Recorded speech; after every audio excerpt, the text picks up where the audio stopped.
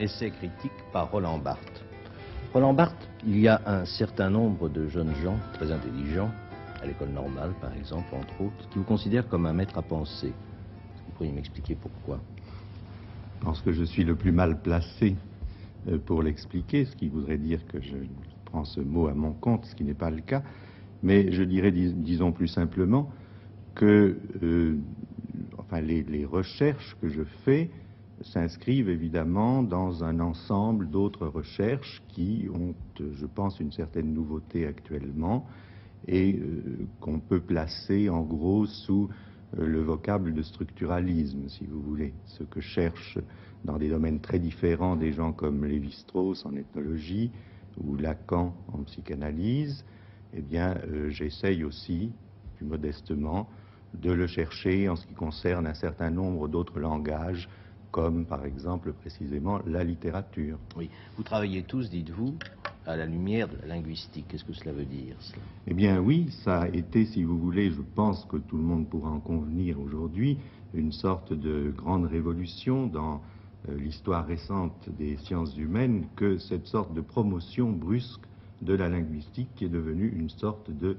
disons, de science pilote pour d'autres sciences humaines, comme précisément l'ethnologie ou peut-être même la critique littéraire. Linguistique comme science du langage. Comme science du langage, j'entends bien entendu d'une façon beaucoup plus précise la linguistique dite précisément structurale, c'est-à-dire celle qui s'est développée depuis une trentaine d'années et qui étudie non pas du tout pourquoi nous parlons ou d'où viennent les mots que nous employons, mais comment est fait ce système particulier qu'est une langue humaine. C'est-à-dire comment ça marche le français, comment ça marche l'allemand, etc. Exactement, comment ça fonctionne, si vous voulez. Et le structuraliste, c'est un homme qui s'intéresse au fonctionnement de ces sortes d'objets un peu compliqués que sont par exemple des systèmes de signification.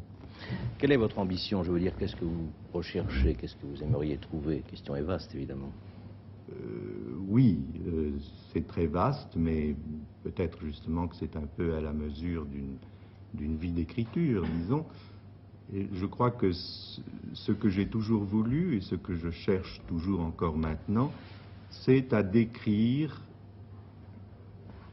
un certain imaginaire collectif de la modernité, d'arriver au fond à faire ce que les encyclopédistes du XVIIIe siècle ont fait pour le savoir en leur temps, c'est-à-dire l'enfermer en quelque sorte dans 10 à 12 volumes. Eh bien, je dirais que seul ou avec d'autres, peu importe, mais j'ai envie que soit construite actuellement cette sorte d'encyclopédie, non plus du savoir, car ce serait beaucoup trop difficile, mais des symboles humains, de l'imagination de la société dans laquelle nous vivons. C'est-à-dire de tout, du vrai, du faux, etc. Du vrai, du faux, du rêve, de la distraction, des fantasmes, tout cela étant véhiculé par des objets extrêmement différents, depuis l'affiche publicitaire jusqu'au récit de presse et jusqu'à l'œuvre littéraire. Mais justement, à ce titre, un fait divers vous intéresse. Pourquoi vous intéresse-t-il? Eh bien, un fait divers m'intéresse parce que, précisément, il n'est pas, si vous voulez, à mes yeux, la simple relation d'un fait réel qui a existé, une sorte de relation neutre et objective, mais il est un véritable récit, comme on peut en trouver dans des contes populaires autrefois, c'est-à-dire une certaine façon que le journaliste a, et derrière le journaliste d'ailleurs très vraisemblablement tout son public, de déformer en quelque sorte le fait, de le décomposer en ses thèmes, en ses constantes, pour reconstituer un objet nouveau et nouvellement agencé qui est le récit. Mais c'est un conte qui est arrivé, c'est une fable qui est arrivée malgré tout. Oui, mais je pense que ce qui est arrivé disparaît presque, dirais-je paradoxalement, sous la façon en quelque sorte nouvelle et générale dont on le raconte. Oui. Mais vous paraissez vous intéresser autant à un fait divers qu'à un roman de Robbe-Grillet. Et vous aimez Robbe-Grillet? Oui, je me suis intéressé beaucoup à Robbe-Grillet, surtout en ses débuts. Et je dirais qu'en effet, pour moi, c'est un peu le même matériau, le fait divers et le roman d'avant-garde. Il s'agit toujours d'un problème d'agencement d'éléments, d'un problème de récit. Comment raconter quelque chose, soit quelque chose qui a existé, soit quelque chose qui n'a pas existé. Au fond, la différence n'est peut-être pas très grande. Est-ce qu'il y a une chose au monde qui ne vous intéresse pas?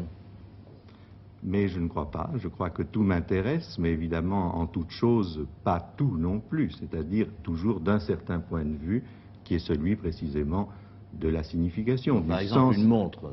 Mais une montre m'intéresse beaucoup, bien entendu.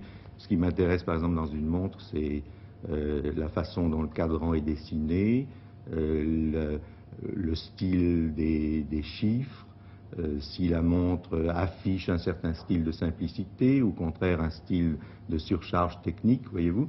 Ces choses-là renvoient, comme je le disais, et je le pense, à une sorte d'imagination collective. Quoi, une sorte d'archétype de la montre? Absolument, une sorte d'objet essentiel et général dans lequel s'investit précisément toute cette imagination des temps modernes.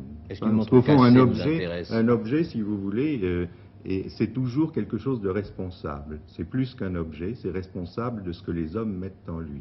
Une montre cassée vous intéresse? Bien sûr, surtout si, avec les débris, on essaye de faire autre chose qu'une montre. Ce livre prouve que vous vous intéressez aussi passionnément à Michel Butor qu'à Voltaire, à Robe Grillet, qu'à Michelet. Qu'est-ce que cela signifie, cet intérêt général? Eh bien, cela signifie, si vous voulez, en ce qui concerne la littérature, cela signifie qu'au fond, ce qui m'intéresse, c'est non pas de pouvoir répondre, ça serait très ambitieux, mais de pouvoir approcher, disons, cette question, qu'est-ce que la littérature? Et c'est pour cela qu'au fond, quand j'écris sur un écrivain contemporain, par exemple, je ne me demande pas tellement, je ne me pose pas tellement sa situation en termes de valeur, comme pourrait le faire un critique qui aurait une tribune régulière dans un journal, n'est-ce pas? Je ne me demande pas si l'auteur, il faut le lire ou non, s'il est ennuyeux ou non. Je me demande quels sont ses rapports avec l'idée de la littérature, avec cette question, qu'est-ce que la littérature? Oui, mais comment peut-on répondre à cette question si on ne sait pas déjà ce qu'est la littérature?